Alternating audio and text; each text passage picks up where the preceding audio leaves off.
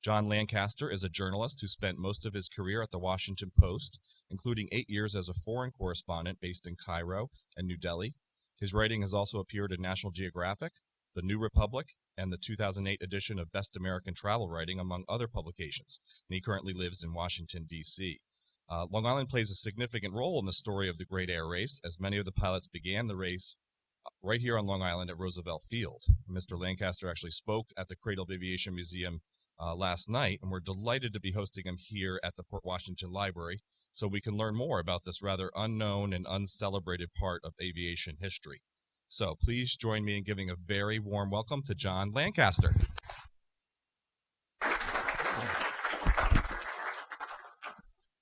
Hello, everyone. Thanks for coming. Thanks, Jeff, and thanks to the Port Washington Library and the whole team here that made this possible. I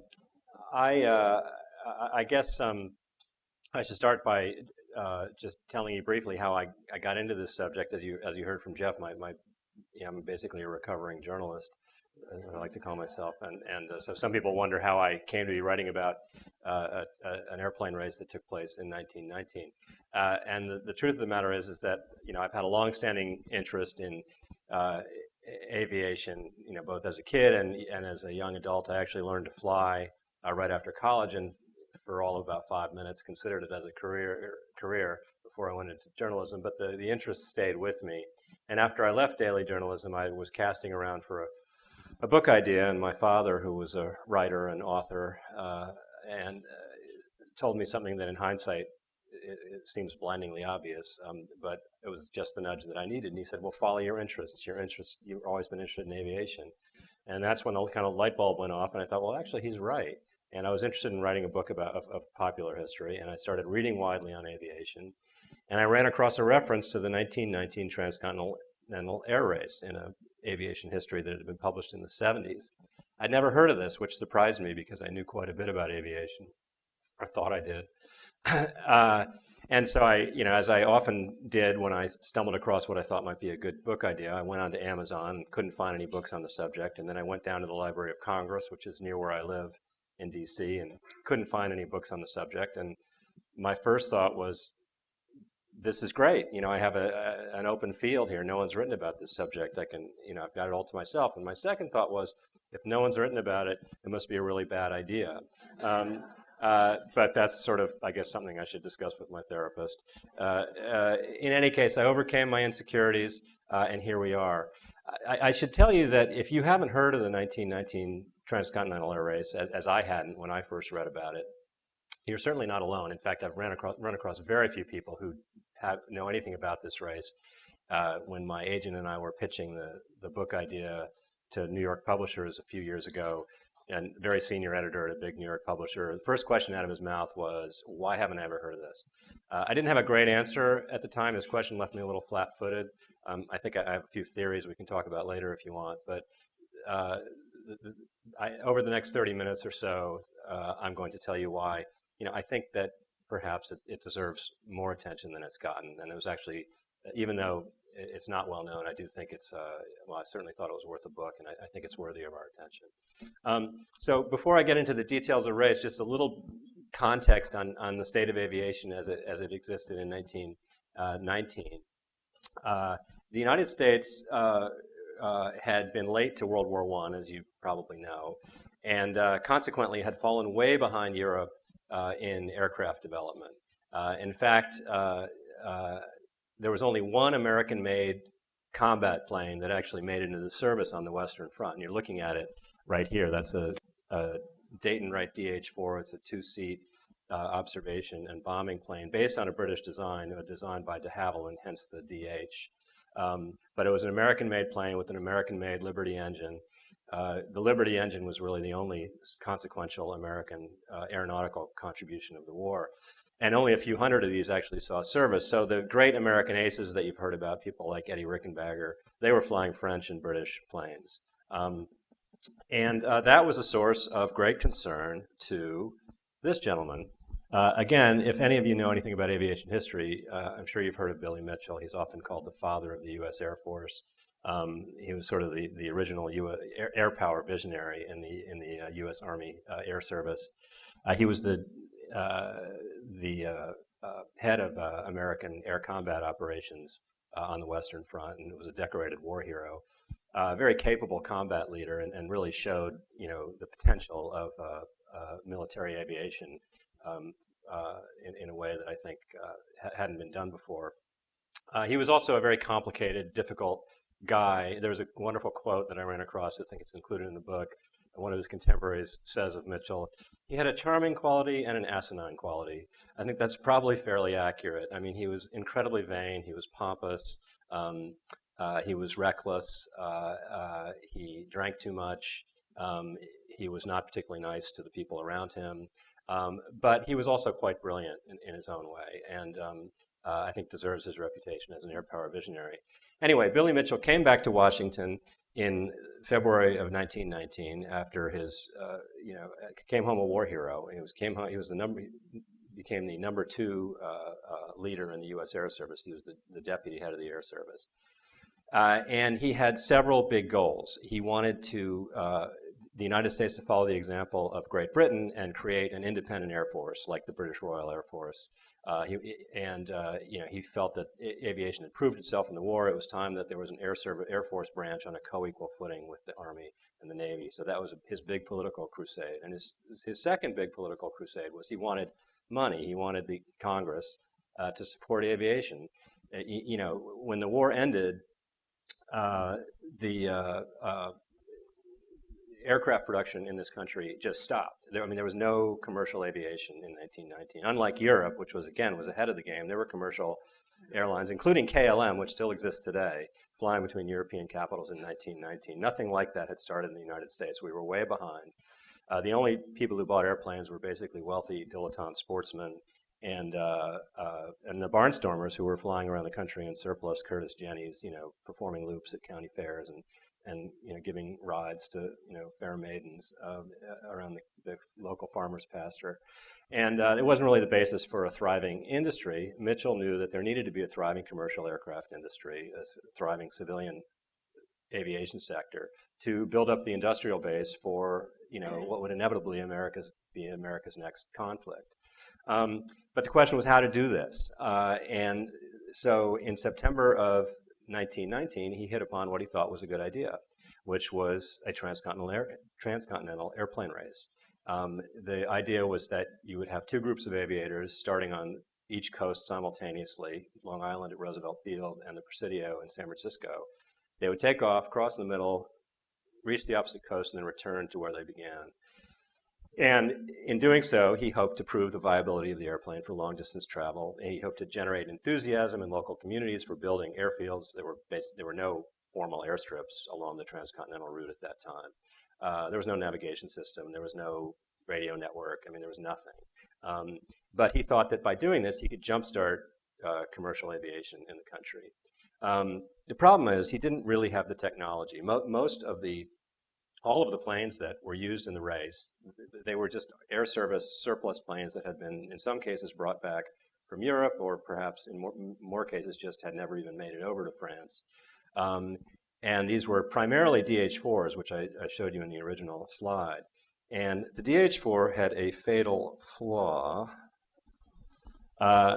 Problem with the DH-4, well, there were many problems with the DH-4. On the Western Front, it was known as the flaming coffin because it had a pressurized gas tank.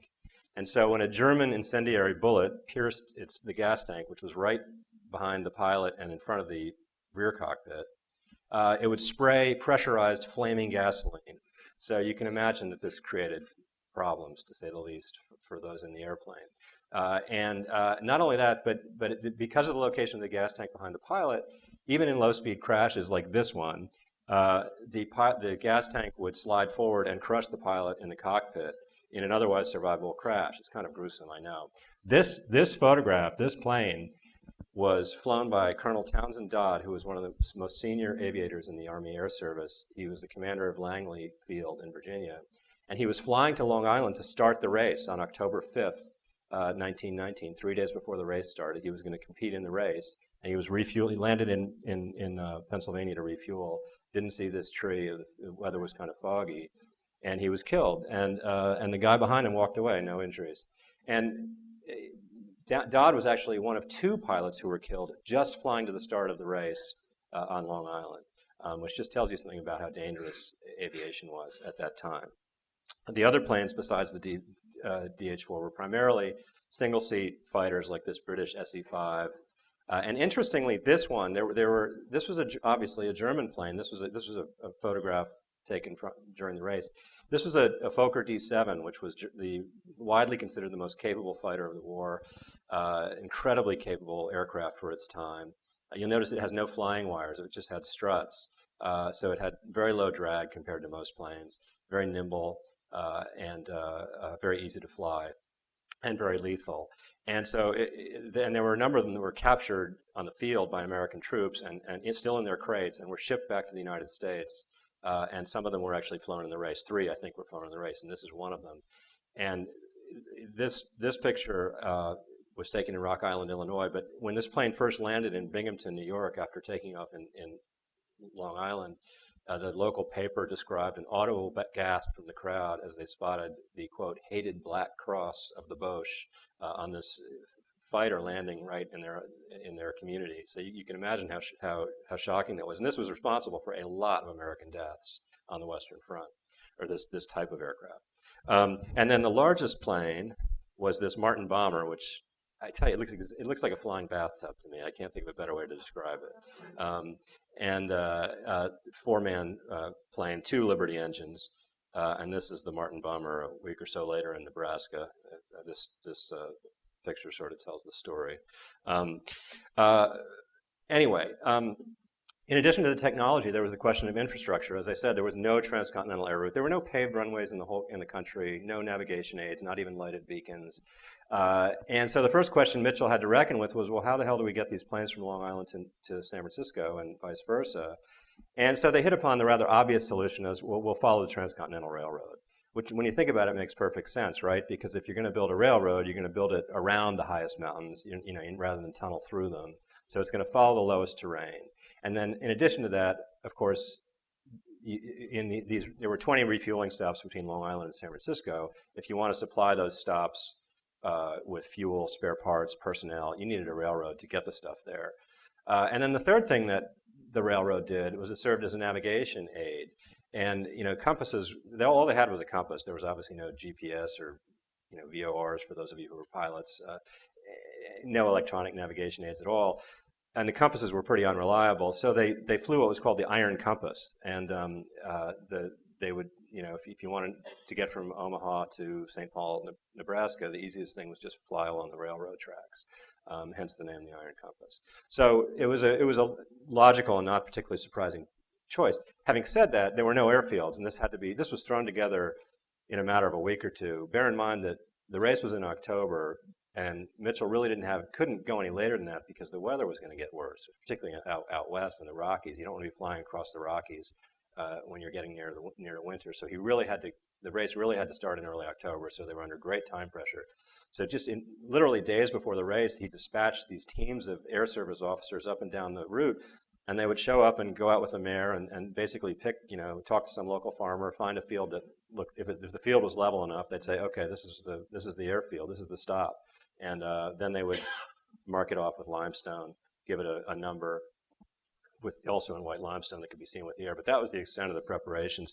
So if you look at, this is the stop in Binghamton. It was just, I think if you look carefully, you can actually see you can see the white circle.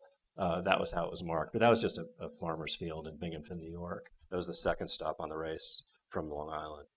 This was the stop in Britton Field in Rochester, New York. Again, just a farmer's pasture. It looks like the grass hasn't even been cut. There were sometimes local businesses would help supply fuel. This looks like a local business fuel truck. Staffed with Army personnel. A few of them had searchlights borrowed from the Army's Coast Artillery Division, but most of them, if they wanted any kind of a beacon, they would just light a pile of wet leaves on fire, maybe dump some gasoline on the ground, light a smudge pot, some kerosene in a smudge pot. I mean, that was the extent of their navigation. This was as sophisticated as it got when it came to navigation aids. This was the field. Well, you can't really call it a field, but this was the landing area in Salduro, Utah, which was a sort of a potash mining town west of Salt Lake City in the Great Salt Desert. And this one they actually had to mark with black. You can't see it in this photo, but this one was marked with black corners so the pilot could identify the landing area from the air. This is my favorite landing area. Rawlins, Wyoming, I should back up a step. Rawlins, Wyoming is on the Continental Divide. It's at about 7,000 feet.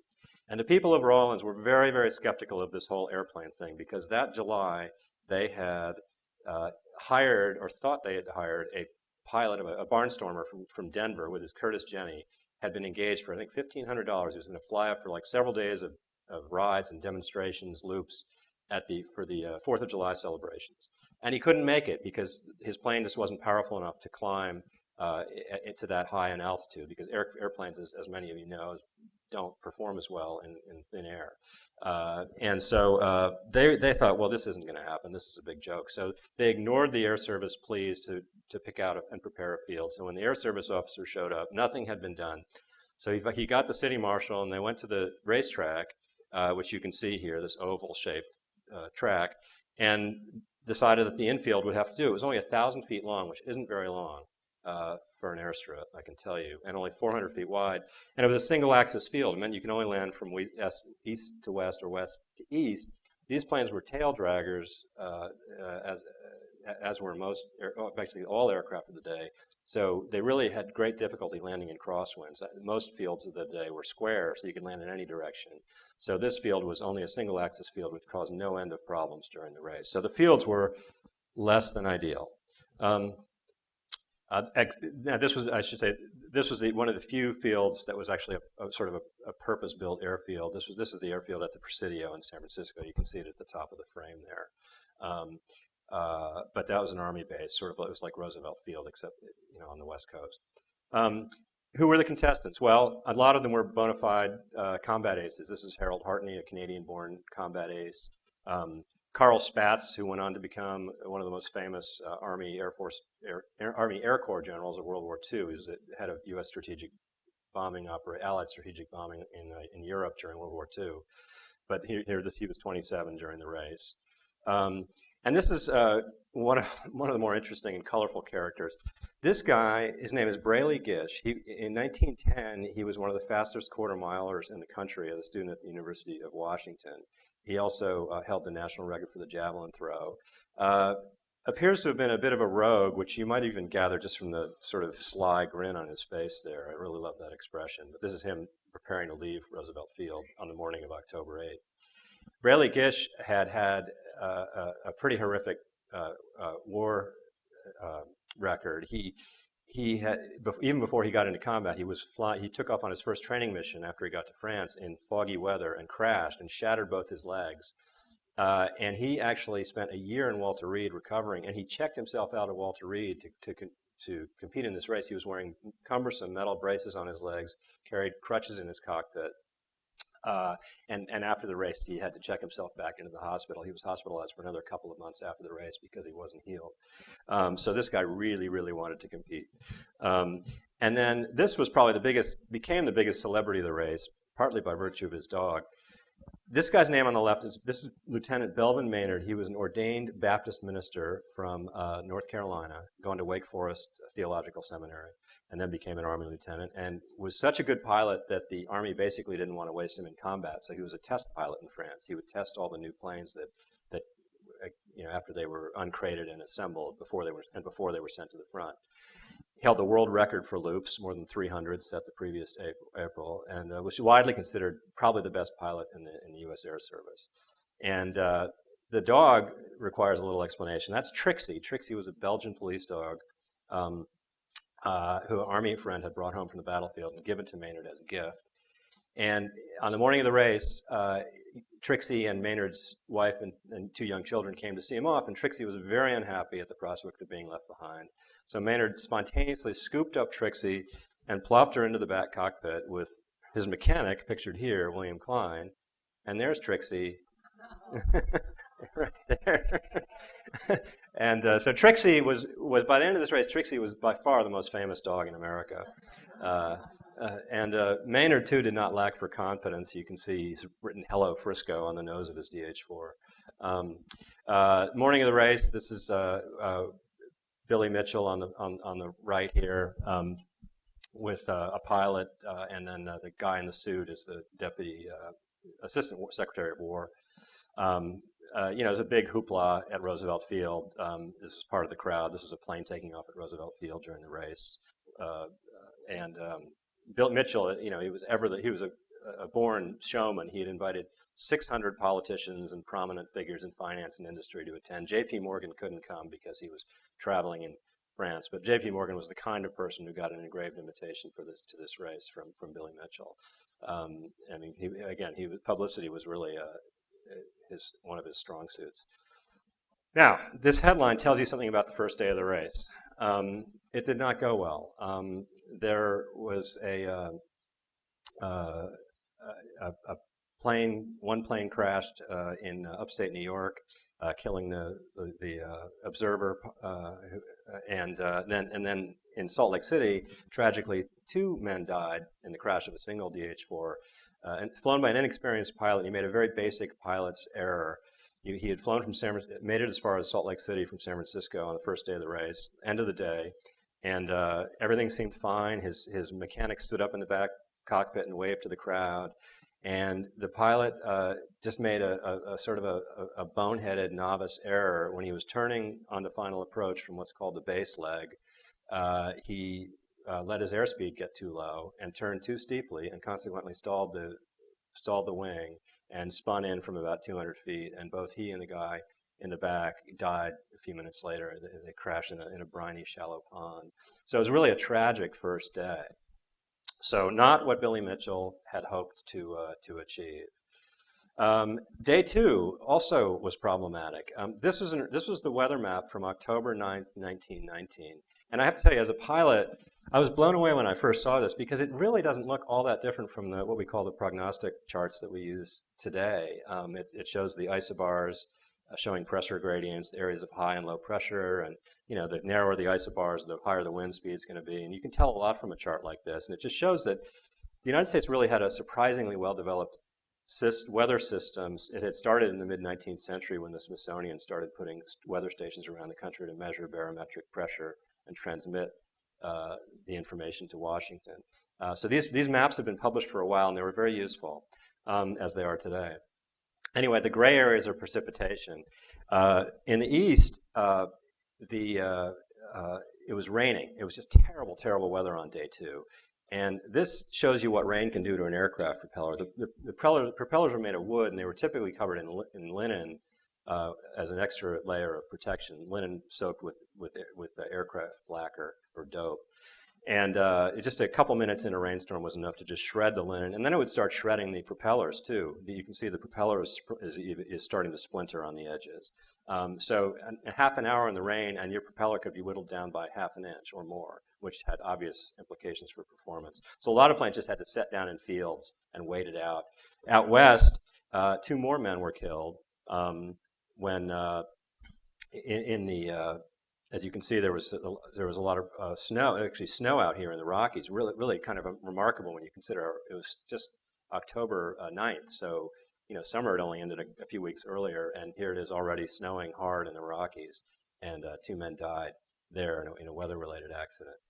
I don't want to spoil a major plot point, so I won't tell you too much more about that. But there was a bright spot, which was Belvin Maynard. This is Maynard landing in San Francisco on Saturday, October 11th at 1 o'clock in the afternoon. I think it's worth pausing just for a moment to reflect on this moment and what it meant, the broader context of this moment. At that time, the fastest trains, it took 4 days to cover this distance across the country. So when Maynard touched down on the afternoon of October 11th, he had departed Wednesday morning. That was 3.5 days. No human being had ever crossed the country faster. And in fact, as one newspaper put it more vividly than I just did, no human being had ever set eyes on New York Harbor and the San Francisco Bay inside of 4 days, which is kind of amazing to contemplate. And the press was really starting to pick up on this. For example, the Chicago Tribune, Maynard was the first, if I could back up a step, the first pilot, the only pilot to make it to Chicago on the very first day of the race. He just threw partly because of luck, but partly also skill. He managed to land in Chicago before sunset. And the next morning, the headline in the lead of the story in the the headline of the lead story in the Chicago Tribune was breakfast in New York, dinner in Chicago. So people were really starting to get their heads around the idea that people could, achieve these kinds of speeds. And I guess it's a good time to point out that the public by this point was really, really interested in this race, really wrapped up in the race. The crowds were very large in a lot of these places. The New York Times wrote 30 stories on the transcontinental race. 8 of them were on the front page. Libraries were stripped of their books on aeronautics. You went into the public library in Binghamton, New York. You could not get a book on aeronautics, of which there had been quite a few because it was a thriving field at the time. They'd all been checked out, and people were just fascinated by this. And really, the pilots were treated as real celebrities at this point. So here's Maynard, accepting congratulations from Army brass at the Presidio.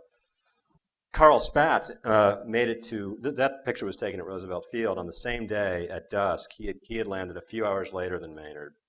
He had not quite been able to beat Maynard, but he had put in a very impressive performance nonetheless, and that's him being greeted by Archie Miller, who was the commander of Roosevelt Field at the time. And he just made it by the sunset deadline. As you can see, it's getting pretty dark. As for Braley Gish, Braley Gish had an eventful, shall we say, race up to this point. A few hours out of Roosevelt Field, his plane caught fire, his engine caught fire. Engines sometimes caught fire back then. It wasn't a wholly unusual occurrence. And actually, the flames rolled back from the engine, set his helmet on fire briefly, but he kept his head, fire went out, and he turned the gas off and slammed the plane into a dive to blow the flames out, like blowing out a candle. And then stalled the plane deliberately over a ravine about 20 feet off the ground and pancaked to a landing. The plane overturned. It was a very skillful crash landing in a rugged ravine. And he and his passenger, who happened to be the French defense attaché who was riding along in sort of a gesture of Franco-American solidarity, were basically unhurt and made their way to Rochester, where the Frenchman told the press that he had never in his entire life, he was a combat aviator himself, he said he'd never seen a greater feat of flying than what Braley Gish did a few hours earlier.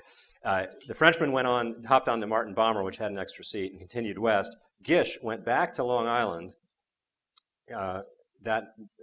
overnight, and the next morning restarted the race in another DH-4, which he apparently did not think much of, because you can see here what he named it.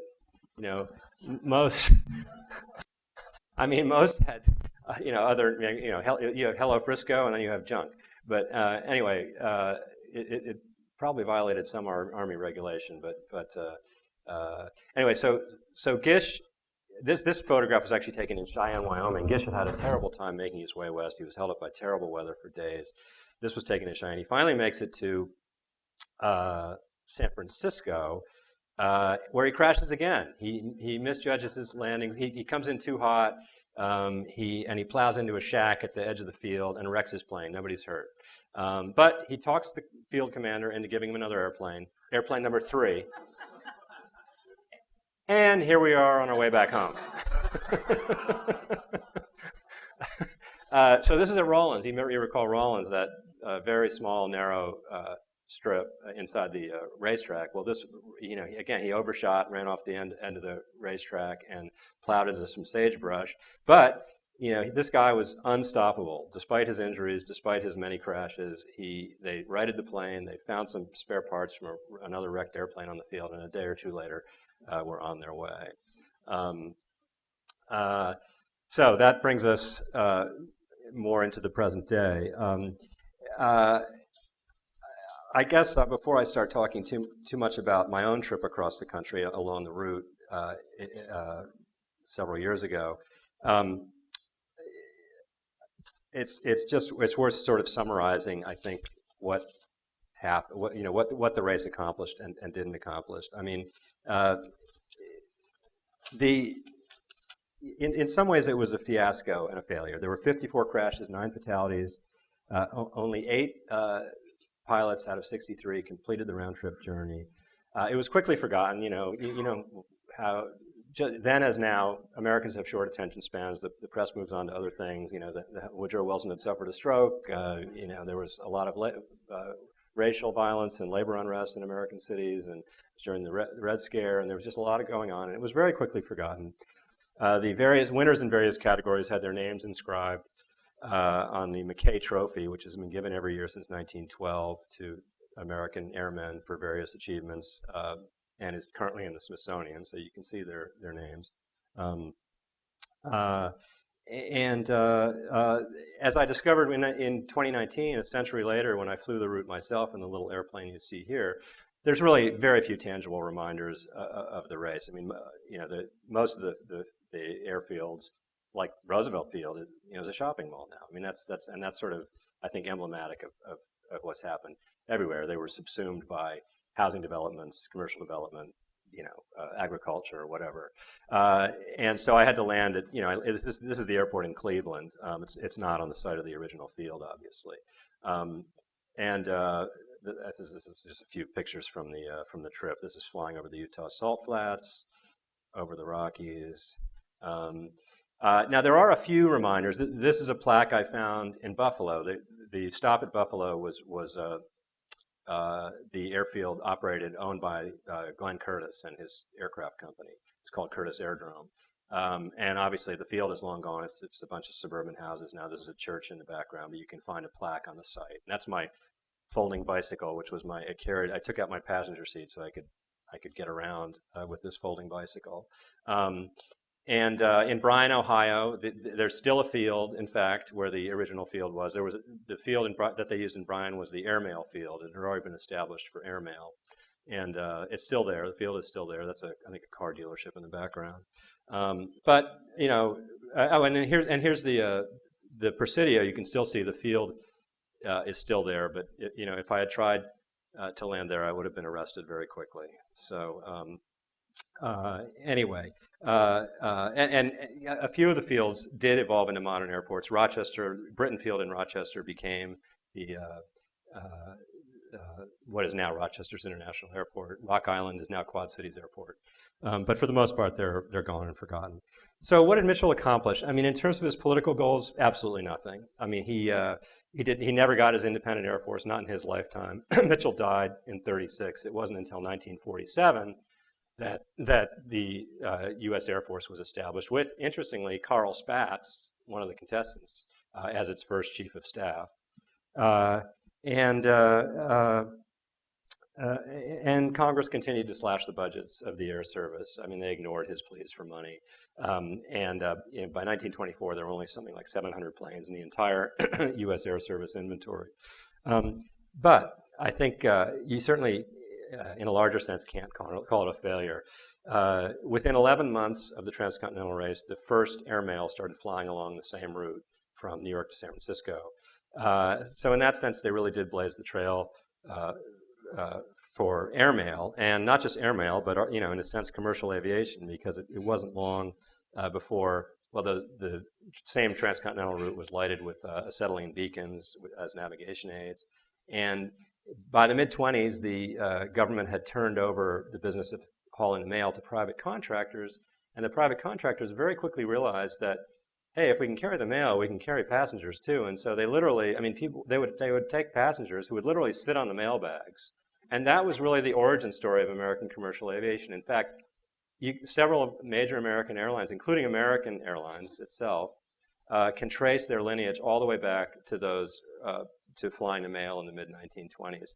And it was on that basis that Hap Arnold, who was the Mitchell contemporary, who was the head of the Air Service Western Department during the race, called in his 1948 memoir, he called the transcontinental race the foundation of commercial aviation in the United States.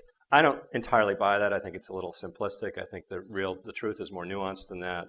But I think that, you know, in addition to blazing the trail for the airmail pilots, I think its real importance was perhaps less tangible, but maybe more important. And that was just sort of, getting the public's attention and getting people excited about aviation and showing its possibilities. I mean, for the first time, you had all across the country a network of airfields linked together by communications and logistics. And communications, I mean telephone and telegraph, so they were talking to each other. You had airplanes coming and going at regular intervals, supplied by fuels, mechanics on the ground fixing them. It just did not take a great leap of imagination to figure out where this was going. And in fact, a lot of the communities along the route, one of the effects of the race was they actually established municipal airfields, not necessarily on the same sites, but in their communities.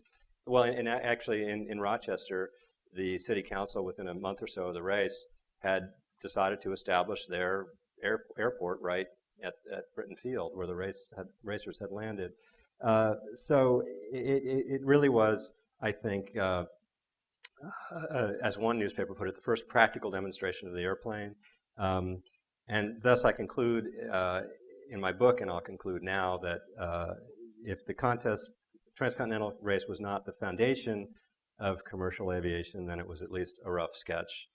Thank you very much. I'd be happy to take any questions.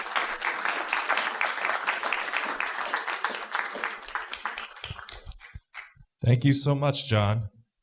That was terrific. I want to make sure to thank our friends at the library for their support of today's program. We'll definitely get to some questions. And just a reminder, you can stop back here at the back of the room to purchase a book, and John will be signing books once we're finished with the Q&A. So Bob, I know you said you had a couple of questions on Zoom. Why don't we start with those, and then we'll take some from here in the audience. Okay, Jeff.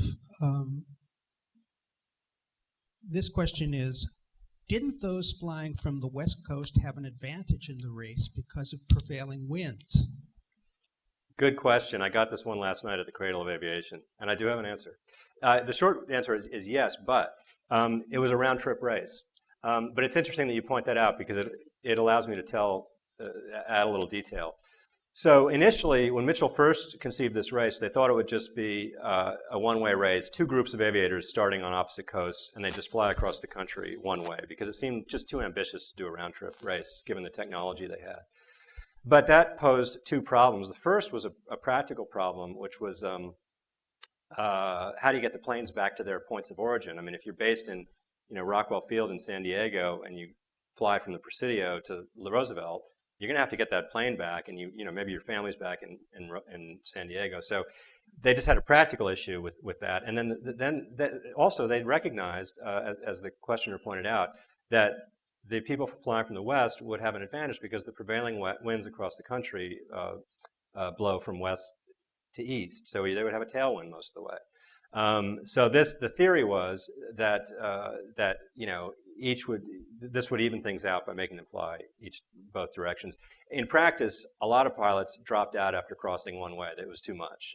Carl Spaatz actually decided he didn't want to fly back. They were volunteers. They didn't have to. There's nothing that said they had to. But anyway, that's the answer to the question. They dealt with that by making it a round-trip race.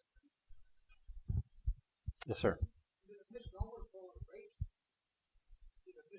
Hold on one sec. I'll bring the mic around here. Can you just repeat the question? Yeah, the question was, is it a misnomer to call it a race? I would say not.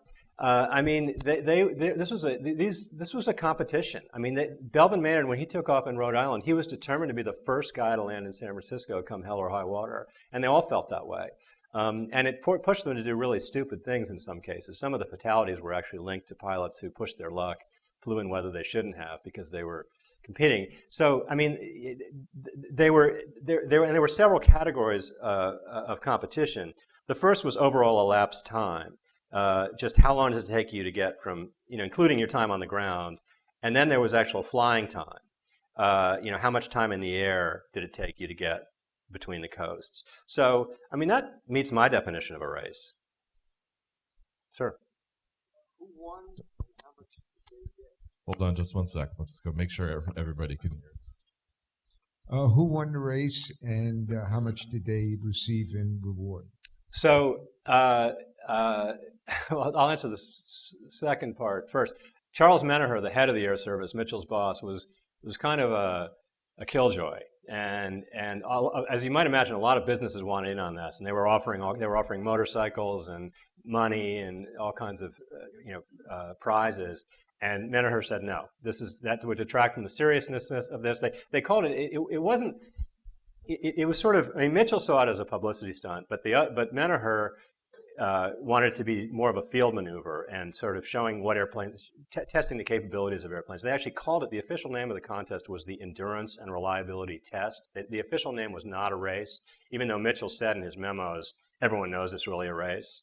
But they didn't want to sort of, make too much of that. And they thought it would detract from the seriousness of purpose if they allowed pilots to accept prizes. And in fact, Belvin Maynard, the winner of the race, either didn't get the memo or ignored it and took $800 from some business for winning the race, and he was forced to give it back, and it was very embarrassing for him. Yeah. And here in the back. I don't know if you'd be aware of this, but did any other damn fool fly in a single-engine plane from New York to Paris? Oh, that yes. 8 years later. wait, I mean, you're talking about Lindbergh, obviously, but yeah. So. I've always associated flying New York over water like this: four-engine plane, you lose two, you got this. Two-engine plane, you lose one, you got this. Oh. Single-engine plane, that dies, that's all you got. Well, that's true. Yeah, and this gets to the point that I made earlier about how people haven't heard of this race. And my sort of theory is that Lindbergh's achievement was so monumental it kind of eclipsed everything that went before it. People think, well, what are the sort of main milestones of American aviation history? It's the Wright brothers, and it's maybe Eddie Rickenbacker in World War I, and then it's Lindbergh. And this kind of fell through the cracks. Yes, he was. Another question. Oh, thank you. Okay. First, my compliment to the photographer here. That great photo there. My knowledge of Billy Mitchell was restricted to the film portrayal by Gary Cooper, the court martial of Billy Mitchell. And I was wondering the accuracy of that film. Was that just a Hollywood thing? Did he really predict Pearl Harbor? That's what the film said. And he was court-martialed. It's really interesting that you bring that up. I mean, that is sort of the Hollywood version of Mitchell, that he was this brilliant visionary who was kind of persecuted for his willingness to speak truth to power, and that he was court-martialed because of that. Well, he did actually, and that's a half-truth. I mean, he was a brilliant air power visionary, and he did speak truth to power, and he did predict years before Pearl Harbor that exactly that would happen. But he was court-martialed for good reason. I mean, he was court-martialed. There was a horrific accident involving an airship. A bunch of people were killed, a Navy airship. And he called in a bunch of reporters, and he accused his superiors. He called them criminals. I mean, he literally called them criminals. I mean, he was so over the top. And the irony is, he was calling his superiors criminals for this, he thought was their reckless disregard of airmen's safety in both the Navy and the Army. And Mitchell, there were 9 guys who died in the transcontinental air race, and he let them fly across the country and back in the DH-4, which was an unsafe airplane, and he knew it was unsafe because I found congressional testimony from June of 1919 in which he says, yeah, this is an unsafe airplane, we hate it. And then 3 months later he said, why don't you guys fly this to California and back? So Mitchell was brilliant and a hypocrite at the same time. So Bob, I'm sorry, we had a question right here. This gentleman's been... Sure. Yeah. Be going on. Oh, sorry.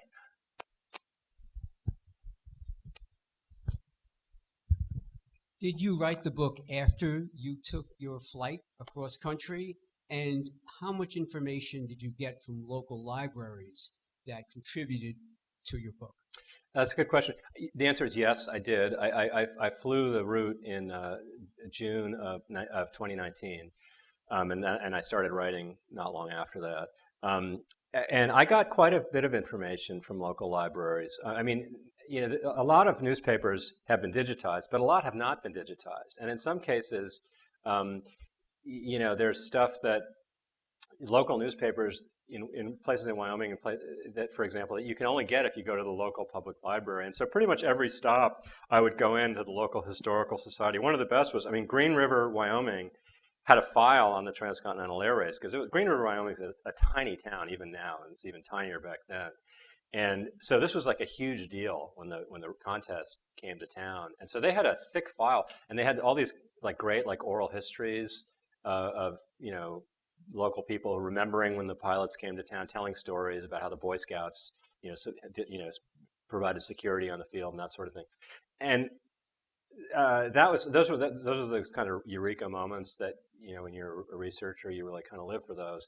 And that was really I had a lot of fun doing that. And again, we tend to think everything's been digitized, and an awful lot has, but there's a lot that hasn't. And sometimes there's no alternative to just showing up sometimes. Well, I'll make a little plug for our library here. Our local history department has quite an extensive collection of photographs, articles, etc., from Port Washington's own aviation history and the flying Pan Am boats that took off from here, etc. Certainly lots to check out up there. Bob, I just want to check in with you for questions from those on Zoom. Yes, quite a few. Let's start with the most recent one, which is, did the planes have instruments like airspeed indicator? Another good question. So they had a few instruments. They had engine instruments, for example. The engine temperature, oil pressure, and then in terms of aircraft, aircraft instruments, flying instruments, they had an airspeed indicator. They had an altimeter, and that was pretty much it. Some of them had what's called a bubble indicator. It was a very crude bank indicator. It was basically like a carpenter's level, only like a curved fluid-filled tube with a bubble in it, and that would give them an indication of which direction they were banked. But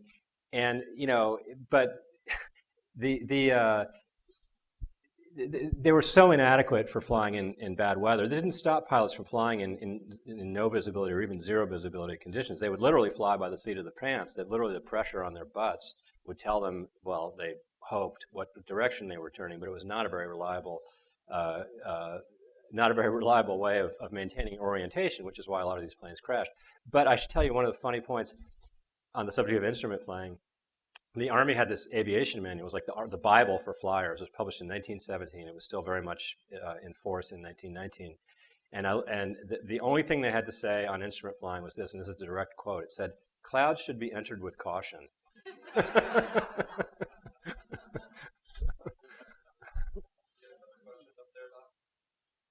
Yeah, I have more. How long did it take you to fly cross country? Well, I was not racing. And I'm also not instrument rated, so I only flew in good weather.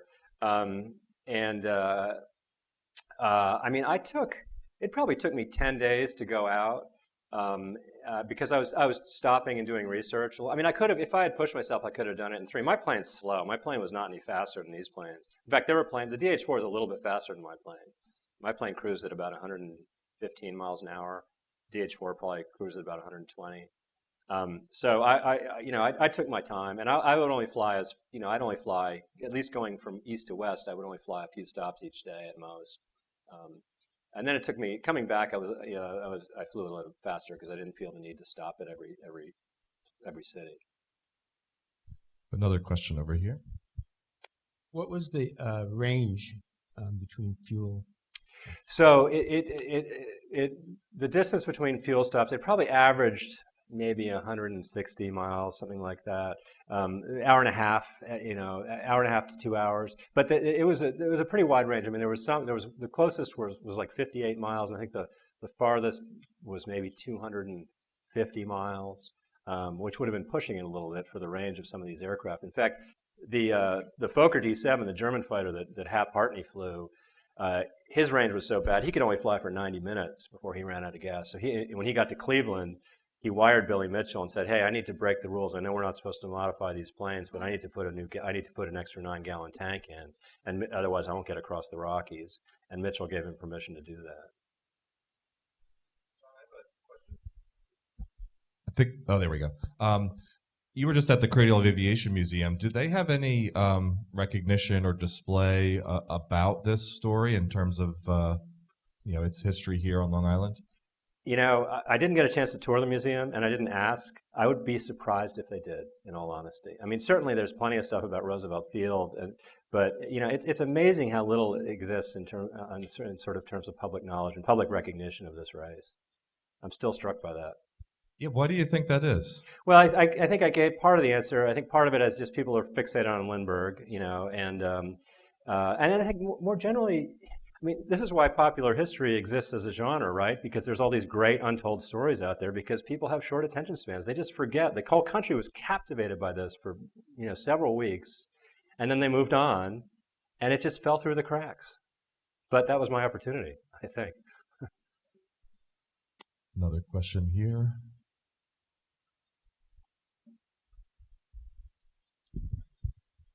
I know there was the New York-London race in the 60s. Sorry? There was an air race between London and New York in the 60s. I remember that as a kid.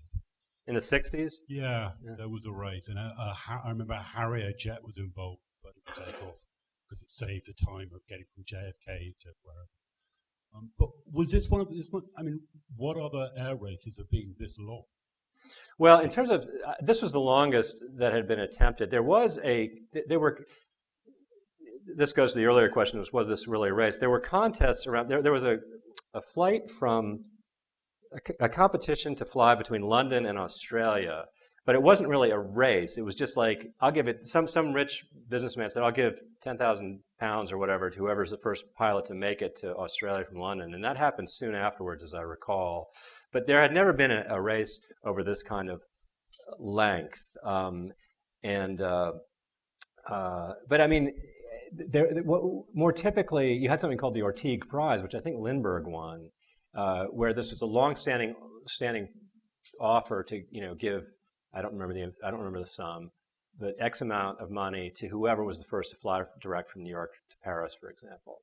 And so there were a lot of people attempting things like that at the time. But in terms of a race, I'm not aware of anything comparable to this. Not in that era, certainly. So, Bob, I'll just check in with you one more time. We have time for one or two more questions. Yes. The first, and then I have to get to the second. But the first is, how did you get the photo of you in the plane? Well, believe me, I paid that little guy a lot to hang out there. I had a GoPro camera attached to a little eyelet, a tie-down eyelet. Yeah, but that's a pretty good vantage point. Yeah. And I think this might be the most important question of all. How did the dog make out? Well, it's funny. The dog was fine. The dog suffered no lasting injuries. Went on to have puppies not long afterwards, actually. Actually, like, every time you read about Trixie, like when Maynard lands in Salt Lake City or whatever, it's like, Trixie scrambled to get out of the cockpit and ran as far away from the airplane as she could and had to be dragged back before they could take off again. So that tells me that maybe Trixie didn't love it. Well, John, I want to thank you again for a terrific talk today. It's a great story. Thank you all very much.